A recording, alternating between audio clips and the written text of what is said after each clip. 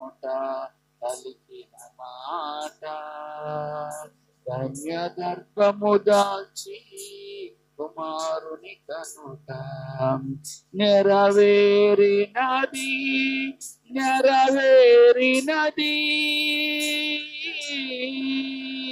నెరవేరినది నెరవేరినది ప్రవక్తల నోట పలికిన ప్రవక్తల నోట పలికిన మాట ప్రవచన పురుషుడు నా ప్రభు యేసు ప్రవచన పురుషుడు నా ప్రభు యేసు ప్రవచనాలు నెరవేరెను చూడు ప్రవచనాలు నెరవేరెను చూడు ప్రవచన పురుషుడు నా ప్రభు యేసు ప్రవచన పురుషుడు నా ప్రభు యేసు.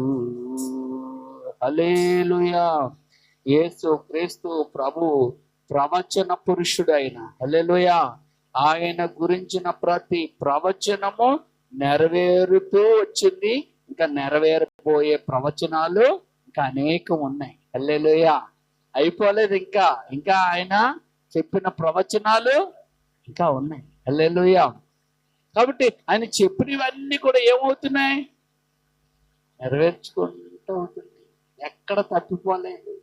అందుకే యేసు క్రీస్తు ఏమండి మామూలు దేవుడు కాదు. ఆయన ఏమిటంటే సత్యదేవుడు. ఆయన ఒక పొల్లైనా ఒక సున్నా అయినా బైబిల్లో తీసేయడానికి లేదు. ఈరోజు చాలా గ్రంథాలు అనబడి ఉన్నాయి. ఏమండి అవి వారికి ఇష్టం వచ్చినట్టుగా వారు ఏం చేసేసుకుంటున్నారు? మార్చేసుకుంటున్నారు.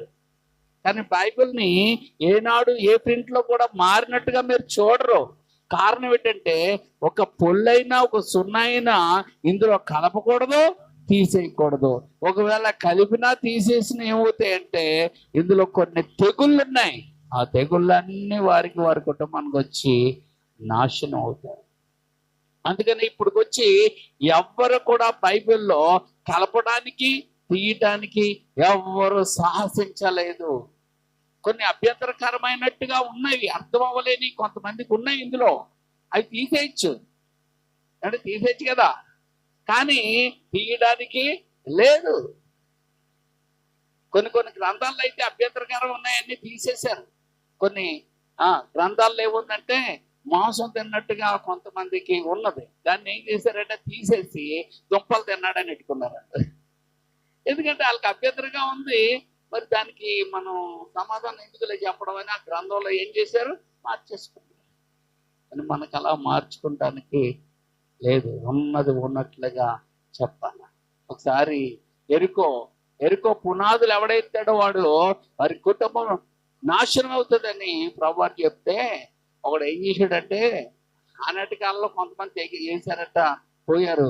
మొన్న ఇది మధ్యనే వాడు పునాది వేద్దామని అయిపోయాడట. అయిపోగానే వాడు హార్ట్ అటాక్ వచ్చి అక్కడ తెచ్చాడట. అంటే దేవుడి మాట ఏమి ఒమ్ము కాదు. ఇప్పుడు కూడా ఎవడో తెగించలేదు ఎరుకో ప్రాంతానికి ఏమండి పునాది వేయడానికి. బైబుల్ అంటే ఏదో కాకమ్మ కథలు కాదు. ఇప్పటికీ ఆయన యెరూషలేము పట్టణం ఉంది, ఆయన సమాధి ఉంది, ఆయన బలియాగమైన కొండ ఉంది, కలువరి కొండ. అక్కడికి వెళ్తేనే ఒక్కసారిగా వాతావరణం అంతా మారిపోయినట్టు అయిపోద్దట. కారణం ఏంటంటే ఏమండి దేవుణ్ణి స్మరించుకుంటేనే ఆటోమేటిక్గా నీలో నాలో శక్తి రిలీజ్ అవుతుంది. అందుకే స్తుతి యాగము అనే బైబిల్ గ్రంథంలో చూస్తారు. సిలువ యాగము, స్తుతి యాగము. చూసారా? సిలువ యాగం ఎంత గొప్పదో స్తుతి యాగం కూడా అంత గొప్పదే. అందుకే కొంతమంది పాటలు పాడకుండా నోరు మూసుకొని కూర్చుంటారు. వద్దు, మీరు ఎప్పుడైతే స్తుతిస్తూ ఉంటారో మీ అవయవాల్ని ఆ ధ్వని తాగుతున్నప్పుడు స్వస్థత, విడుదల, గొప్ప ఉద్యోగం నీలోనికి వచ్చేస్తుంది. హల్లెలూయా. నిజమంటే ఏదో నిజం చెప్తున్నాను. నేను అనుభవిస్తున్నాను కానీ మీకు చెప్తున్నాను. హల్లెలూయా. నా అనుభవించండి, తీయండి రాగం మీకు వచ్చినట్టుగానే తీయండి. హల్లెలూయా. హల్లెలూయా. ఏ విధముగానైనా మీరు స్తుతియాగము చెల్లించకుండా మానకండి. దేవుని స్తోత్రం. ఎందుకంటే స్తుతియాగము చేయవాడు నన్ను మహిమపరుచున్నాడని వాక్యం చెప్పింది. హల్లెలూయా. దేవుని మహిమపరుస్తున్నట్టే. హల్లెలూయా. ఆ మహిమ నిన్ను ఆవరిస్తుంది. హల్లెలూయా. హల్లెలూయా. ఎంత గొప్ప దేవుడు మన దేవుడు. కాబట్టి ఈరోజు 7వ రోజుల్లో మన సబ్జెక్ట్ ఏంటంటే యేసు మరణించడానికి ఎందుకు వచ్చాడు ఈ లోకానికి యేసయ్య మరణించడానికి ఎందుకు వచ్చాడు? ఈ లోకంలో చాలా మంది పుణ్యపురుషులైన వారు, మహానుభావులైన వాళ్ళు ఈ లోకానికి వచ్చారు. ఏదో ఒక పర్పస్ అది చేసుకుని వారు వెళ్ళిపోయారు అంటా ఉంటారు. కానీ యేసుక్రీస్తు ఈ లోకానికి ఎందుకు వచ్చాడు అనే విషయం బైబిల్లో దానికి జవాబులు ఉన్నాయి. అంతేగాని చాలా మంది యేసుక్రీస్తు ఈ లోకానికి ఎందుకు వచ్చాడంటే పాపులు రక్షించడానికి వచ్చాడు. ఎస్, అది కరెక్టే. ఆ ఒక్క కారణమే కాదు, ఇంకా చాలా కారణాలు ఉన్నాయంటున్నాను నేను. దేవుని స్తోత్రం. అవి నేర్చుకుంటాం అవసరమని కూడా నేను అంటున్నాను. దేవుని స్తోత్రం. రోమాపత్రిక 5వ అధ్యాయము. రోమాపత్రిక 5వ అధ్యాయము. రోమాపత్రిక 5వ అధ్యాయము 7 నుండి 8 వచనాలు.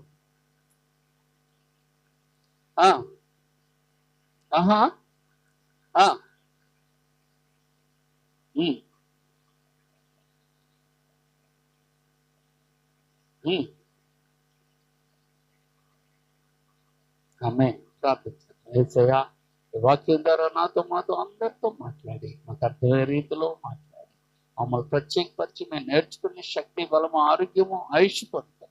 నీ సన్నిధిలో అనేక విషయాలు నేర్చుకుంటూ ఆశీర్వాదం పొందుకుని నీ సాక్షులుగా వాడుకోండి. మాతో అందరితో మాట్లాడే మహిమ మీరే పొందండి. యేసు నామమున ప్రార్థన చేయించున్నాను తండ్రి. ఆమేన్. హల్లెలూయా. హల్లెలూయా. యేసు మరణించడానికి ఎందుకు వచ్చాడు ఇక్కడికి ఈ లోకానికి? మరణించడం అంటే ఒక పర్పస్ ఉంది కదా. పాపులు రక్షించడానికి వచ్చాడని అందరికీ తెలుసు, అందరూ అదే చెప్తున్నాం. కానీ ఇంకా అనేక విషయాలు నెరవేర్చడానికి ఆయన ఈ లోకానికి వచ్చాడనేది బైబిల్ చెప్తా ఉంది. గనక నీతిమంతుని కొరకు అక్కడ 7లో ఉంటుంది చూడండి. నీతిమంతుని కొరకు సైతము ఒక్కడు చనిపోవుట అరుదు. ఎవరిని? ఒక మంచోడు కోసం ఒకడు చనిపోతాడా? మంచోళ్ళ కోసం ఎంతమంది చనిపోయిన లేరండి. మన రాజశేఖర రెడ్డి ఉపకారాలు పొందుకున్న చాలా మంది ఒరిజినల్ గా చచ్చిపోయిన వాళ్ళు కొంతమంది ఉన్నారండి. డబ్బులుగా చచ్చిపోయిన వాళ్ళు ఉంటే ఉండొచ్చేమో, కానీ నాకు తెలిసి ఒరిజినల్ గా కూడా ఆయన చనిపోయాడనే వార్తను విని తట్టుకోగలేక చనిపోయారు. చాలా మంచి వ్యక్తి. ఎందుకంటే ఆరోగ్యశ్రీ అయి ఆయన పెట్టాడు, చాలా గొప్ప. ఎందుకంటే ఎంతో మంది చిన్నారులు గుండెలు ఆగిపోతూ ఉండేవి ఒకప్పుడు. ఎందుకంటే ఓళ్ళు పడుతూ ఉంటాయి చిన్నపిల్లలకి. దాని ఆపరేషన్ ₹1,00,000 ఖర్చు అవుతుంది అనేవారు. ఈ ₹1,00,000 ఎలాగాని ఈనాడులో అయితే దాతలు ఇచ్చిన దాన్ని బట్టి ఆ లెక్కలో వరుసగా తీసి లాటర్లు తీసి ఆపరేషన్లు చేయిస్తుంటారు. అది చూసి ఆయన చెల్లించిపోయాడు. దాతల మీద వాళ్ళకి ఆపరేషన్ జరగాల, లేకపోతే వాళ్ళు చచ్చిపోయినట్టని అనుకొని గవర్నమెంటే ఎందుకు ఆపరేషన్ చేయకూడదు అని అతను ఏం చేశాడు, ఆలోచించి ఆరోగ్యశ్రీ అనే పథకం పెట్టాడు. అదే 108. 108 ఆ ఆరోగ్య పథకం పెట్టి 108 కూడా పెట్టాడు. ఎందుకంటే వాళ్ళు తీసుకెళ్ళాలి కదా. ఇన్నాళ్ళు యాక్సిడెంట్లు జరుగుతుంటే ఎక్కడ పడితే అక్కడ మనుషుల్ని వదిలేసేవారు. ఇప్పుడు 108కి చేస్తే వాళ్ళే పట్టుకెళ్ళిపోతున్నారు.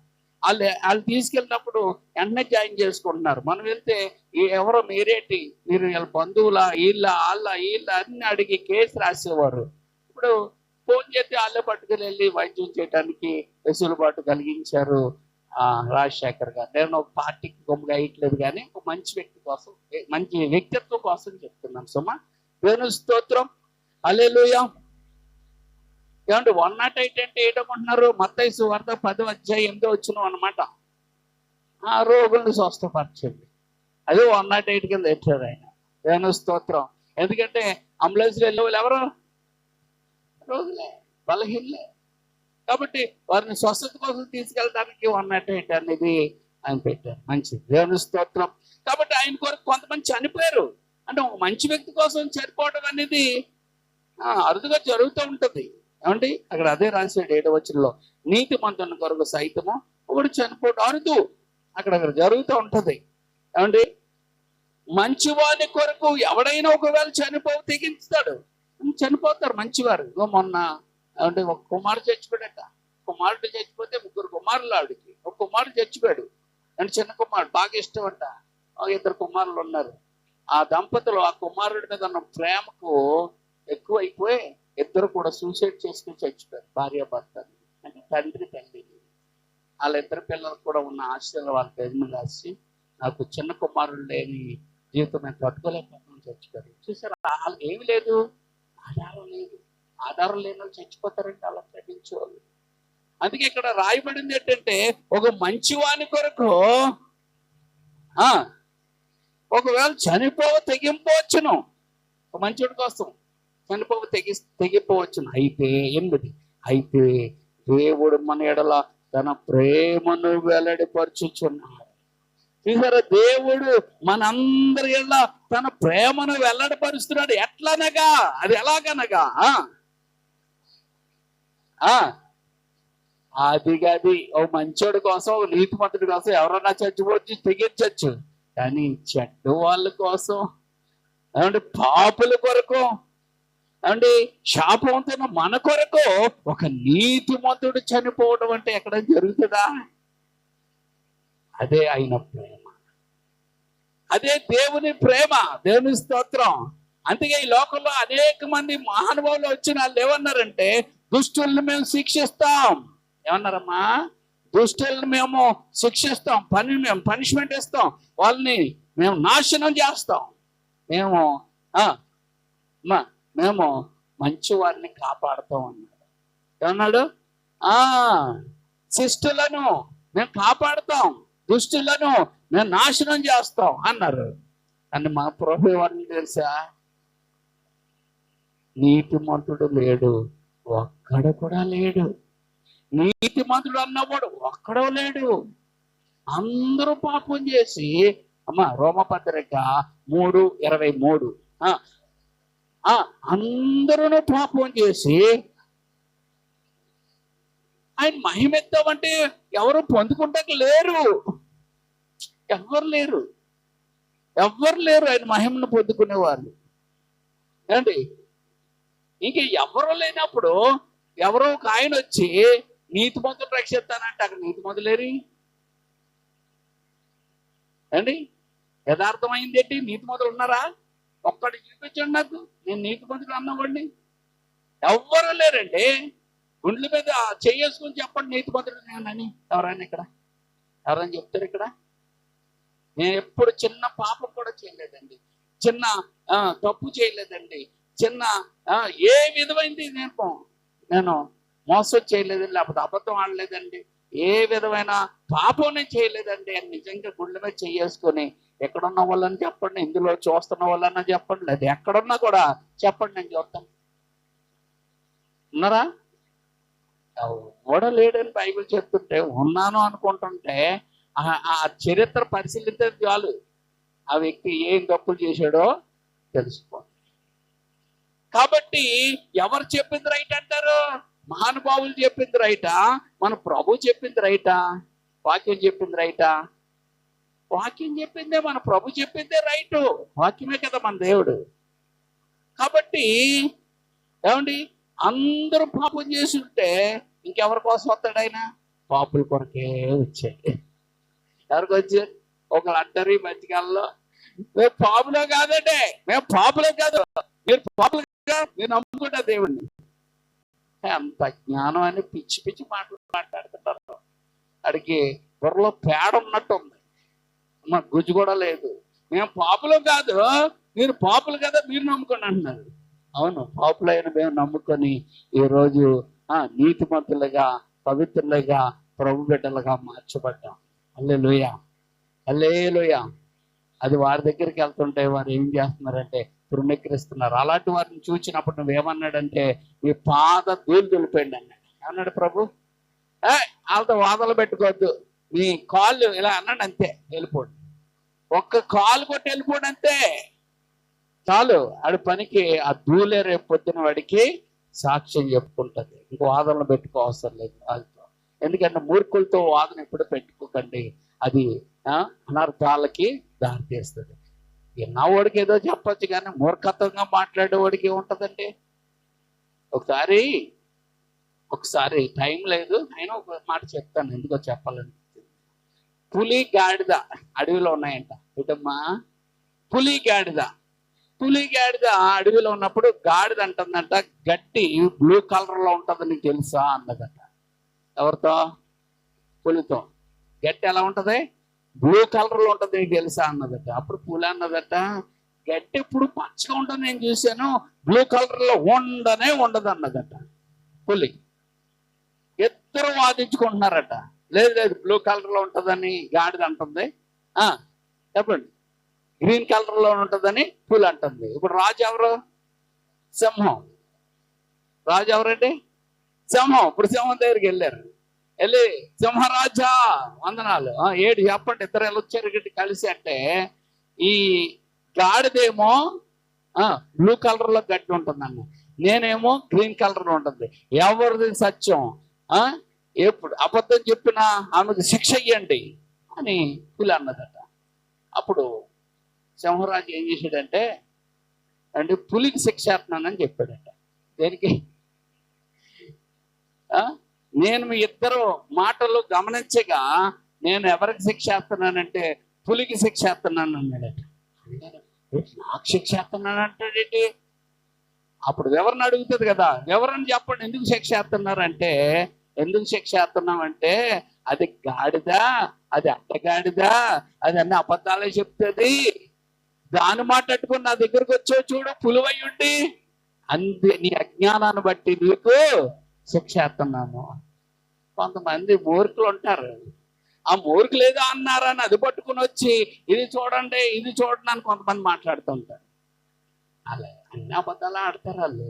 వాళ్ళ మాటలు పట్టించుకొని విలువైన సమయాన్ని పాడు చేసే న్యాయాధిపతి సమయాన్ని ఎందుకు పాడు చేస్తావు? అందుకే కోర్టులో కూడా అంటారు, మా విలువైన సమయాన్ని మీరు పాడు చేస్తా ఉన్నారు, ఇంకెప్పుడు ఇలా చేయకండి అని గద్దించి ఉంటాయి కొన్ని కేసులు కదా. కాబట్టి అది గాడిద. ఏ గాడిద? అడ్డగాడిద. అది అబద్ధాలు ఆడుతుంది. అమ్మా, దాన్ని వైద్యం పట్టుకొని న్యాయం తీర్చాలని వారికి సమాధానం చెప్పాలని ఉండకూడదు. అది బ్లూ ఉందంటే నువ్వు గాడిదివి, అడ్డగాడిది, నువ్వు అలాగే వాగుతావని వదిలేయాలా? ఏం చేయాలా?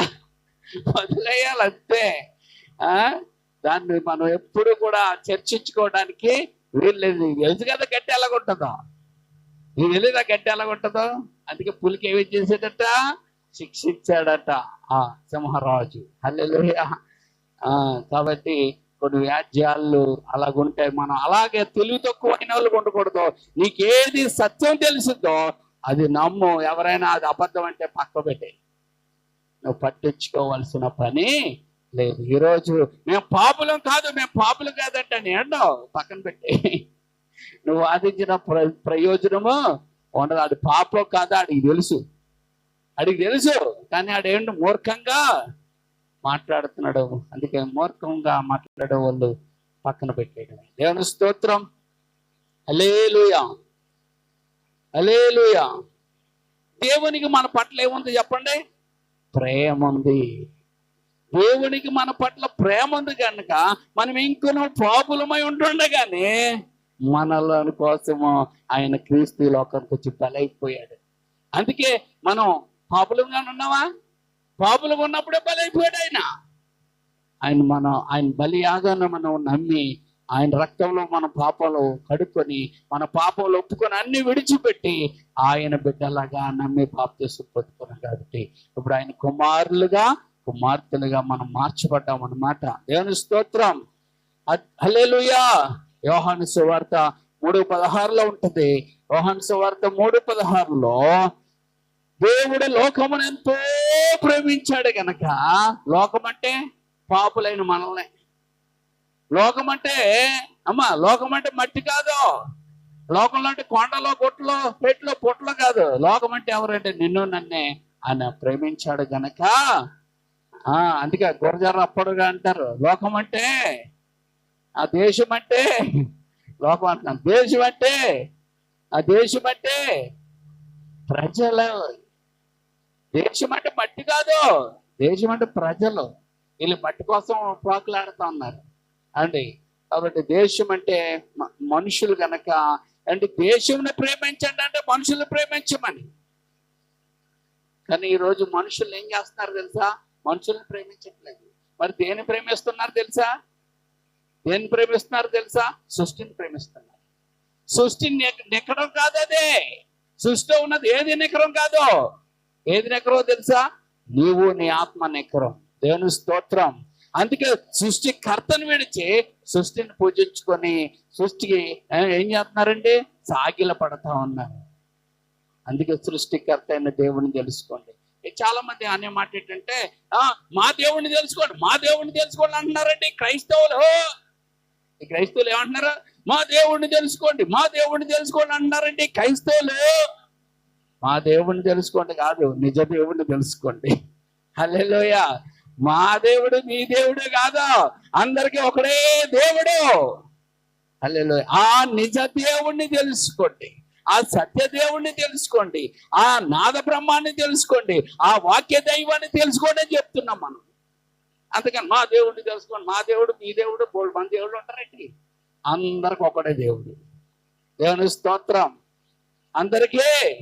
అందుకే లోకానికి దేవుడు లోకమునంతటిని ప్రేమించాడట. కాగా అది గది తన అద్వితీయ కుమారుని నశింపక నిత్య జీవం పొందినట్లు ఆయనను మనకు అనుగ్రహించాడండి. దేవుని స్తోత్రం. ఆయనను జనతైక కుమారుడు, అద్వితీయ కుమారుడు. అద్వితీయుడు అంటే మరొకడు ఇంకా రక్షకుడు లేడు అని అర్థం. అందుకే ఏసే రక్షకుడు అంటున్నామంటే ఆయన తప్ప ఇంకో వేరే ఒక రక్షకుడు లేడు, రాబోడు. దేవుని స్తోత్రం. ఆయనే అందరికీ రక్షకుడు, ఆయనే అందరికీ ప్రభువు. హల్లెలూయా. యెషయా గ్రంథం 9వ అధ్యాయము 6-7 వచనాల్లో మనం చూసుకున్నట్లయితే, యెషయా గ్రంథము 9:6.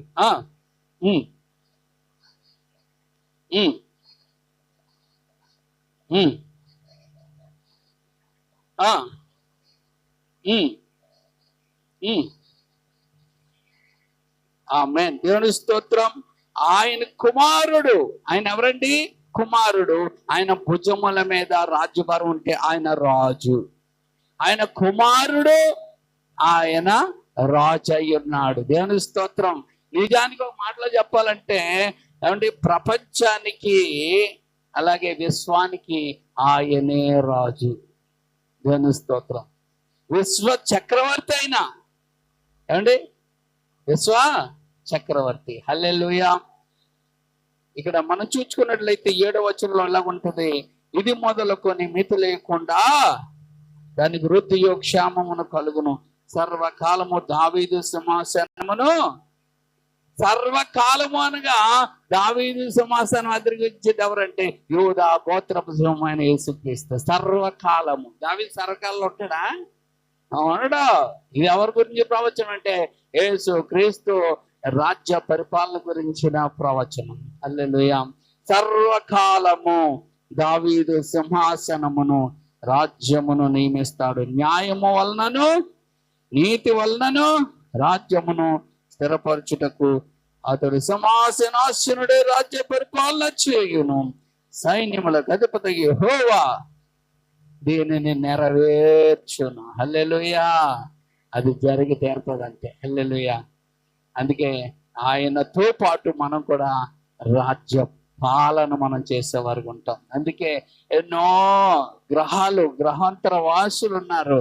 వారందరిని మనం కూడా ఏంటంటే ఆయనతో కలిసి ఏలుతాం. హల్లెలూయా. ఏం చేస్తామండి? ఏలుతాం. హల్లెలూయా. రోమాపత్రిక 5వ అధ్యాయము 7-8 అదే చెప్తుంది.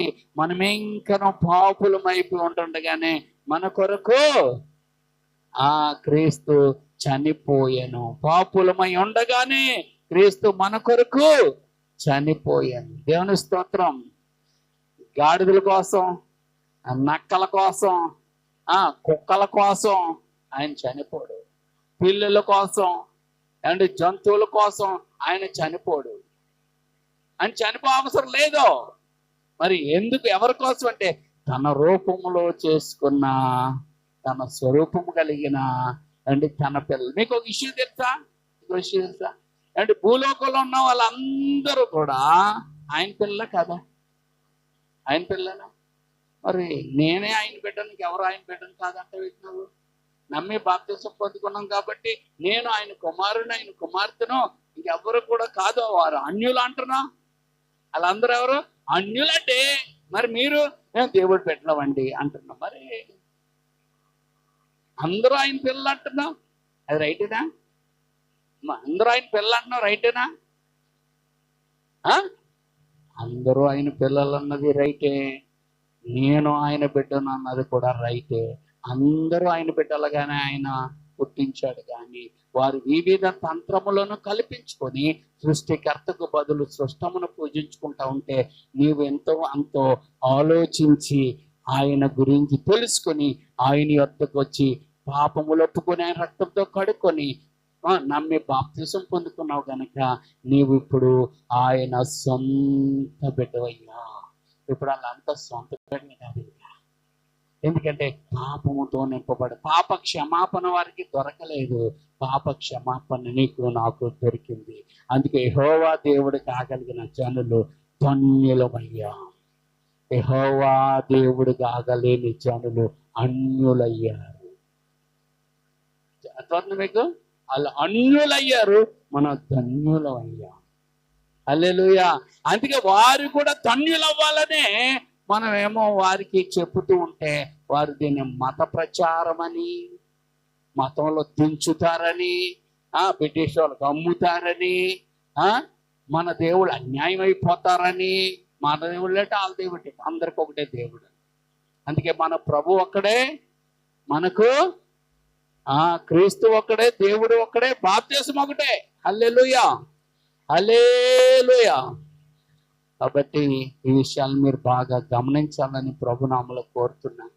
అందుకే దేవుడు ఏమండి మనుషులందరి కొరకు తన ప్రాణాన్ని పాపుల కొరకు పెట్టాడు, కానీ కప్పల కొరకు, నక్కల కొరకు, కుక్కల కొరకు, పిల్లుల కొరకు పెట్టలేదండి. అవి ప్రాణం ఉన్న జంతువులు అంతే. హల్లెలూయా, హల్లెలూయా.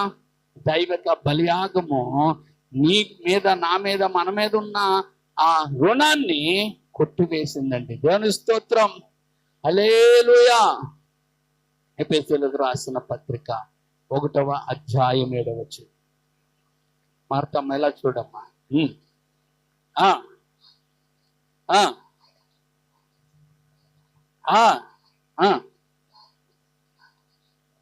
ఆమేన్. దేవుని స్తోత్రం. హల్లెలూయా.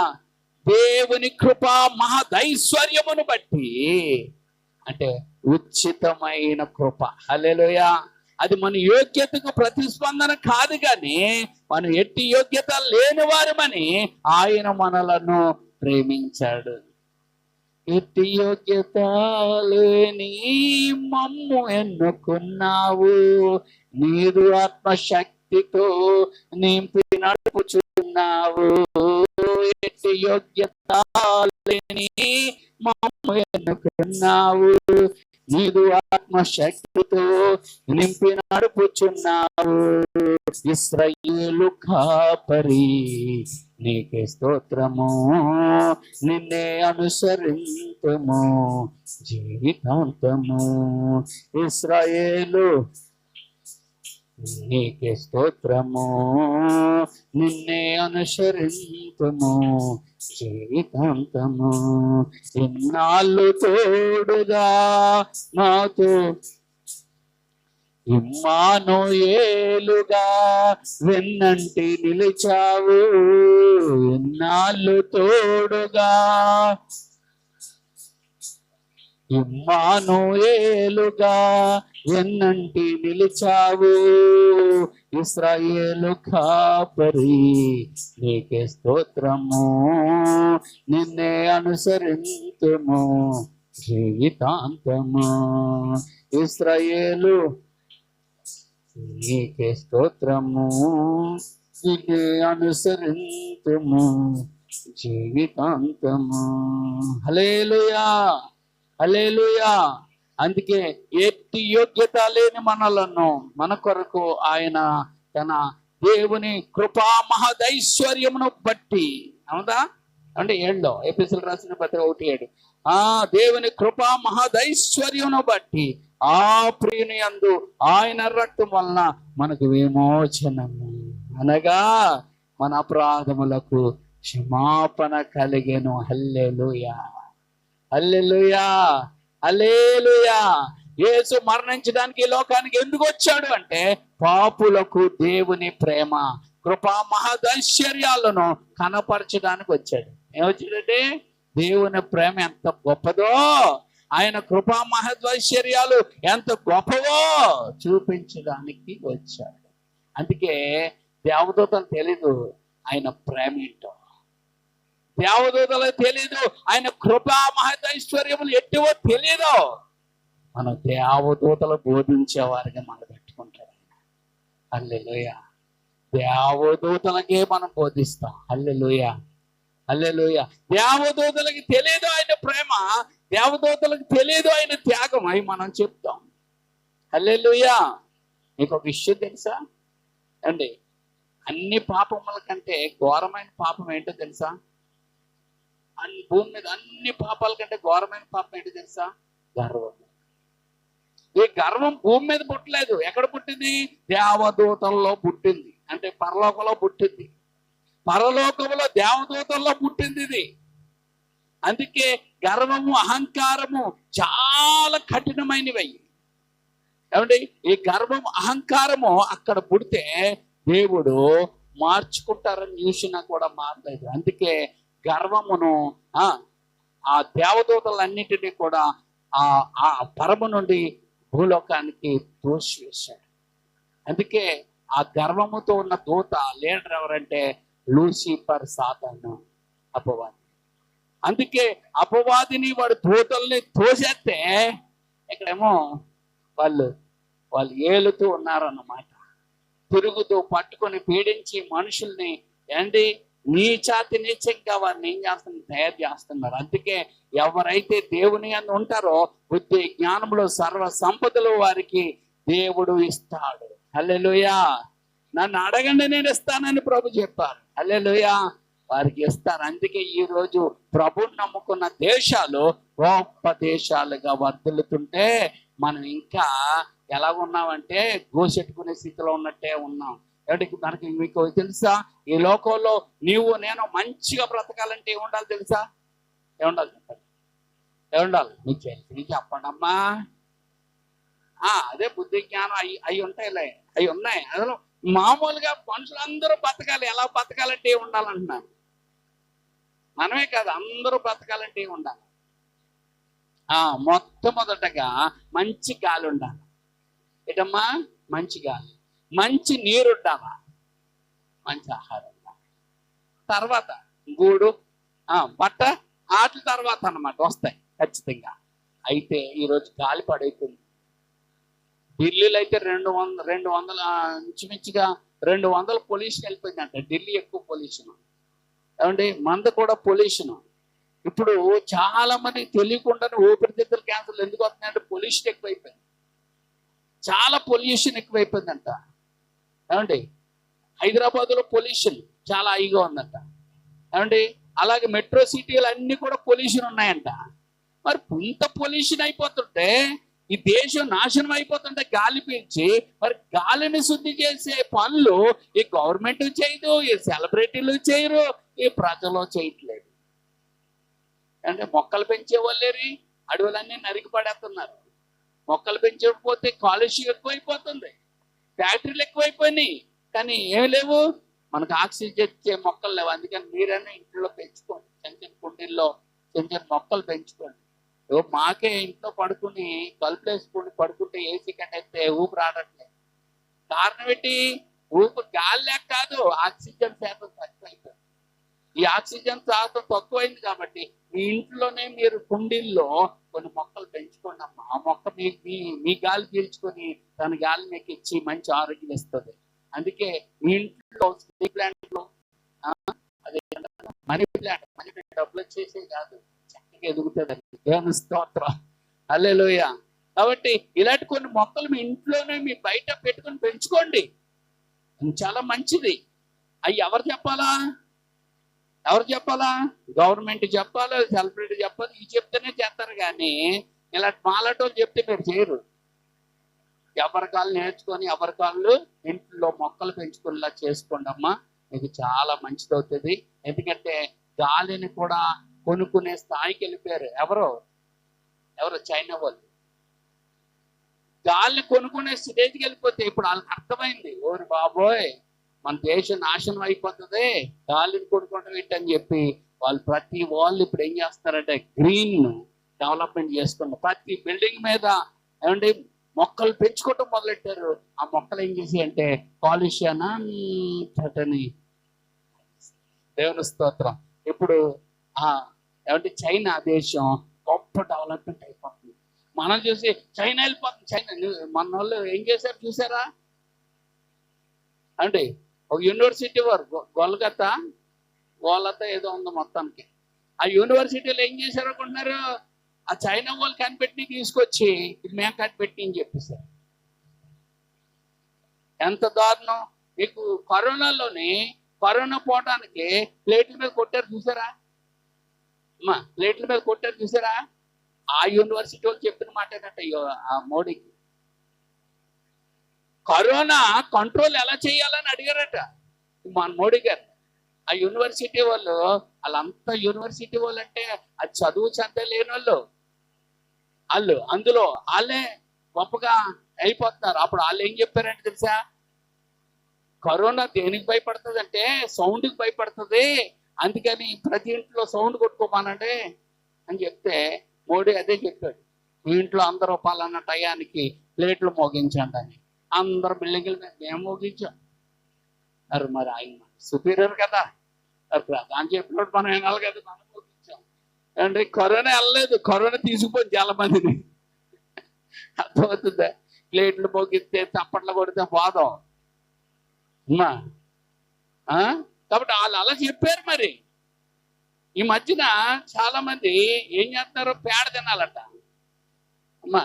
ఒకడు అంటాడు, పేడ ఎంత గొప్పదంటే అందులో పేడలో ఒక 2000 టన్నుల బంగారం రష్యా వాళ్ళు తీశారు, మనకు తెలియదు, మనకు తెలివితేటలు అంత లేకపోవడం వల్ల పేడను పడేస్తాను అన్నాడు. అబద్ధాలు ఎన్ని అబద్ధాలు మాటలు. ఏ బ్రాహ్మిన్స్ అయినా ఏమండి వైశ్యస్ అయినా రాజులైనా పేడ తింటా చూసారా? తిన్న ఎదవలు ఎవరనుకున్న సూత్రులు, తాగిన ఎదవలు ఎవరనుకున్న సూత్రులు వీళ్ళకి ఏమీ తెలియట్లేదు. వీళ్ళకి తినేట కిడ్నీలు పోయాయి అంటే కిడ్నీలు పోయి చచ్చిపోయారు. పేడ బ్యాక్టీరియా అండి. మరి పేడ లిక్కుండేవారు కదండి, ఏమీ లేక అప్పుడు ఏమీ లేవు. ఆ మట్టి అది రేగిపోకుండా ఉండడానికి ఆ పోత అలా పోసుకుంటేవారు అనమాట. అప్పుడు ఏదో అలా చేశారు, ఇప్పుడు చేస్తానంటే కుదరదు. దేవుని స్తోత్రం, హల్లెలూయా. మారండి, అప్డేట్ అవ్వండి. దేవుని స్తోత్రం. అందుకే మీ ఎయిర్ని కూడా మీరు పొల్యూట్ చేసుకోకుండా కాపాడేది మన చేతిలో ఉంది. 2 మంచి నీరు తాగండి. 3 చెప్పండి. 3 మంచి ఆహారం తినండి, వేడిగా ఉన్నది తినండి. ఇంకోటి నీరు కోసం చెప్తున్నాం కదా, ఈ గోదావరిలో అడ్డమని అన్ని వదిలేస్తున్నారు. అన్నీ గవర్నమెంట్ మనుషులు అది అలా చేయకూడదు, కానీ ఏం చేస్తున్నారు మనుషులు? స్నానాలు దిగి అందులోనే 1, 2 అన్నీ వేస్తారు అందులో. మరి ఏంటకున్నారు భక్తులు, మరి ఏం చేస్తాం? అందుకే దేవుడే సహాయం ఉండాలి. ఇప్పుడు మనకి నేను ఒకటి చెప్తాను, ఈరోజు మనం బతికి పట్టగట్టి ఆరోగ్యంగా ఉండాలంటే ఎవరు కావాలా? పరమ వైద్యుడు దేవుడు కావాలా. హల్లెలూయా. అది ఒక మాట చెప్తాం, ఆత్మలో దిగజారిపోను నాకు అక్కర్లేదు, డాక్టర్ దగ్గరికి వెళ్ళి పని ఉండదు. ఆత్మలో దిగజారి అసలు వైద్యమే అక్కరా నీవు సెలవిస్తే ఇక ఎన్నడు వైద్యమే నీవు సెలవిస్తే ఇక ఎన్నడు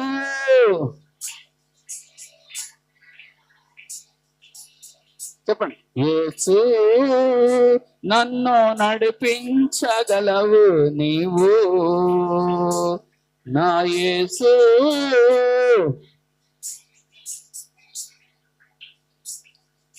కారు మేఘాలే అయినా ఓడ మునిగిపోయే జల ప్రళయాలే అయినా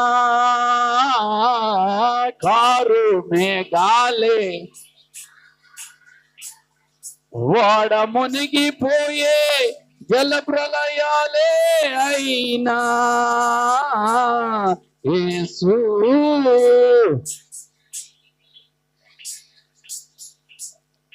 నా యేసు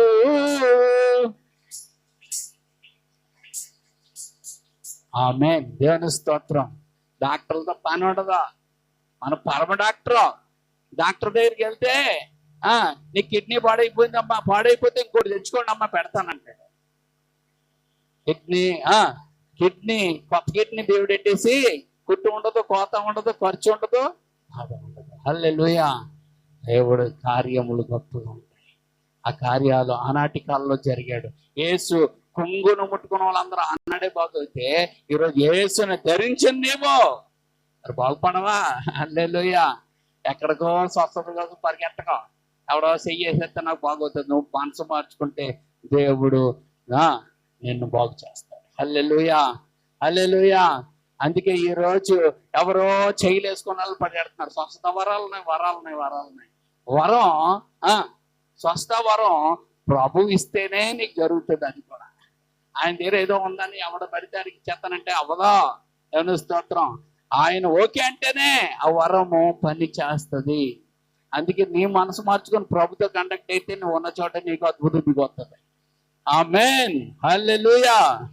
అటు కృప నీకు నాకు మనందరికీ దయచేసి ప్రభు తన ప్రేమను మనం ఎడల వెల్లడపరచడానికి ఆయన ఈ లోకానికి దిగొచ్చాడు, మరణించడానికి అనే విషయాన్ని ఈరోజు తెలుసుకున్నాం. మనం అట్టి కృపలో మనం ముందుకు సాగుదాం. దేవుడు ఈ మాటలు దీవించి మిమ్మల్ని అందరినీ దీవించి నడిపించును గాక. ఆమేన్. ప్రార్థన చేసుకుందాం. ప్రభువా, మాతో మాట్లాడావు. నిజంగా నువ్వు గొప్ప దేవుడు అయ్యా, నిజంగా నువ్వు మంచి దేవుడు అయ్యా, నువ్వు నిజముగా నువ్వు మహిమ కలిగిన దేవుడయ్యా, నిజముగా అద్భుతాలు చేయగలిగిన దేవుడయ్యా, నిజముగా రాజుల రాజువు నీవేనయ్యా.